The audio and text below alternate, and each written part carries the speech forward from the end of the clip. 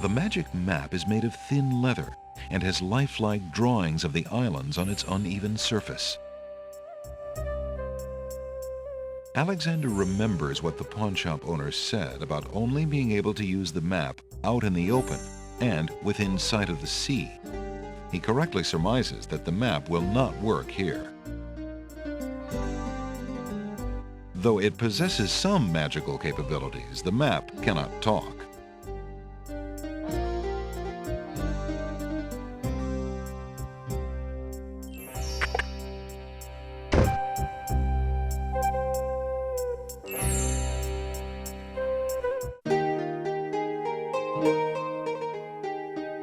Looking at the serving girl reminds Alexander of the years he spent as a slave under the evil wizard Mananan. He wishes there was some way he could help her.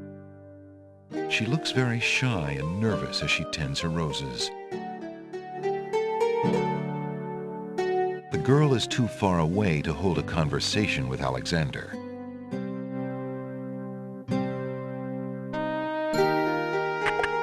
Alexander's voice is easily muffled by the woman's own nagging yells. Are you out here again? Have you finished the chores I gave you? Yes, stepmother. The house and the stables are clean. Then start polishing the silverware! Do I have to tell you everything? Yes, stepmother. Right away.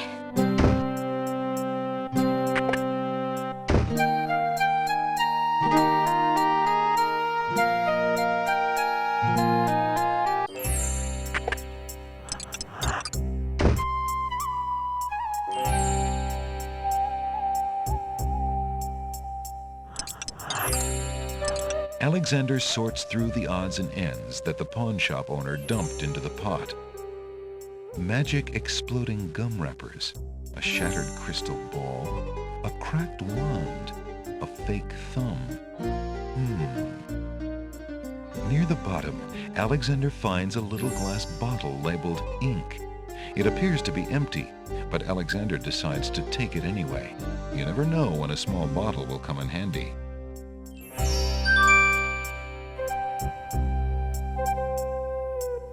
Alexander's carrying a little ink bottle. It appears to be empty. Alexander shakes the bottle and imagines he hears a faint swishing sound, but decides he is mistaken. The ink bottle has nothing to say.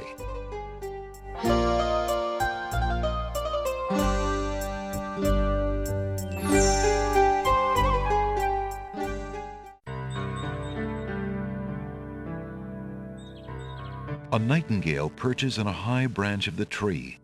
She sings the most beautiful song Alexander has ever heard.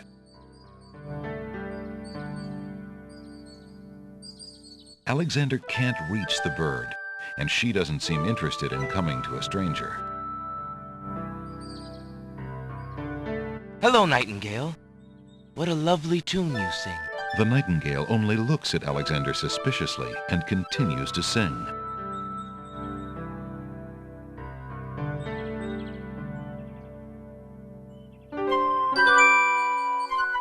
Alexander winds the mechanical nightingale and places it on the ground.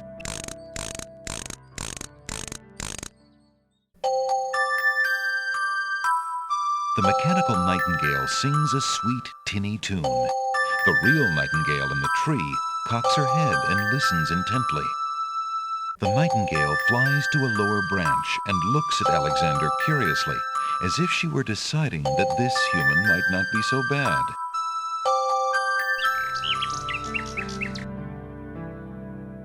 The nightingale sings her crystalline song in the boughs of the old tree. The nightingale looks at Alexander curiously, as though waiting for something.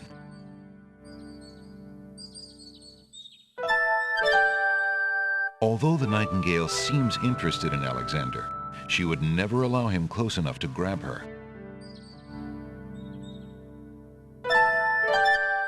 Hello, little nightingale. Of what do you sing? The nightingale only looks at Alexander curiously and continues to sing.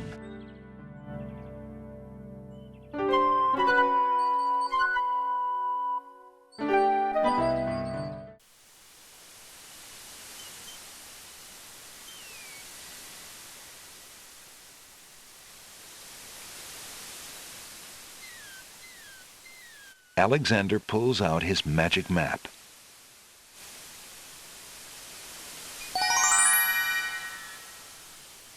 The magic map lays out what Alexander assumes is the whole of the land of the Green Isles.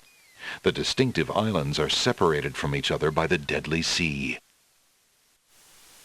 The map bears the title, The Land of the Green Isles. An ornate compass marker directs the bearer of the map.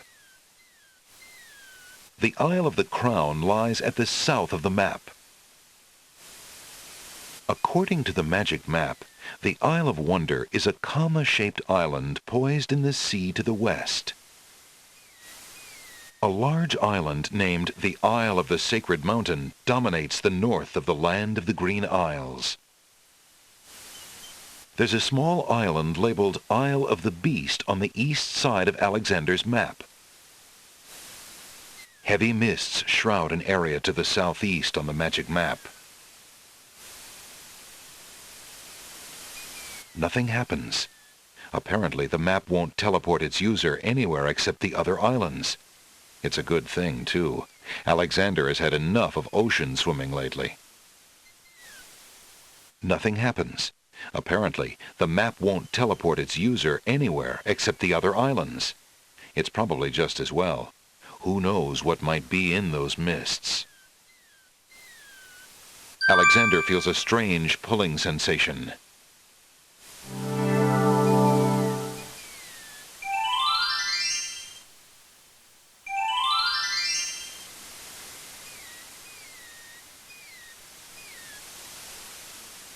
Alexander is standing on the small sandy cove of a rocky island. Around him, sheer granite cliffs block any further movement north, east, or west.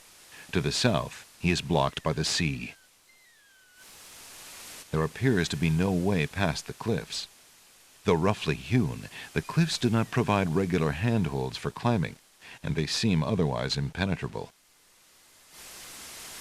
Jagged boulders surround the small cove of this rocky island. The ocean appears calm, but there's a dimpling pattern to the surface which indicates a strong undertow. Alexander notices an unusually large coal-black feather lying on the beach. There's an ugly flower growing near the base of the cliff. Hello? Is there anyone here? The only reply is the sound of Alexander's voice echoing back at him from the cliffs. The cliffs ignore Alexander. The granite cliffs cannot be scaled by hand.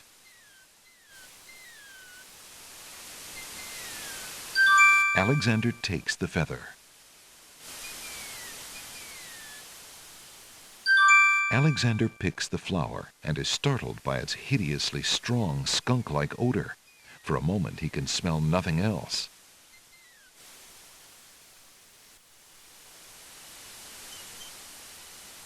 Alexander is carrying an unusually large black feather. Colors of flame burst from the center of the incredibly stinky flower and drip onto its petals. The flower's appearance is as flamboyant as its smell. The feather feels very stiff and coarse. Alexander contemplates touching the flower, but doesn't want to get the flower's stench on his hands.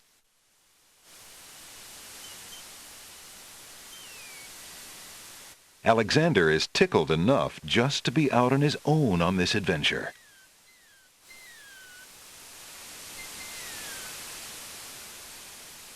Phew, that flower stinks.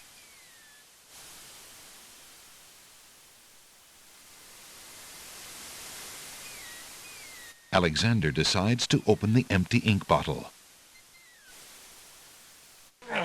It's stuck. It's... Whoa! The ink bottle isn't empty at all. It's full of invisible ink. Not very strong, but not bad. Alexander doesn't want to waste his invisible ink. A thing like that might come in handy.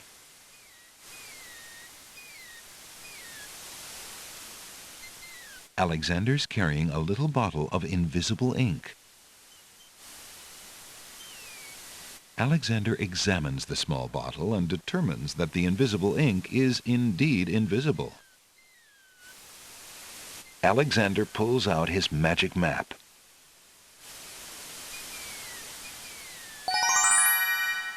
Alexander feels a strange pulling sensation.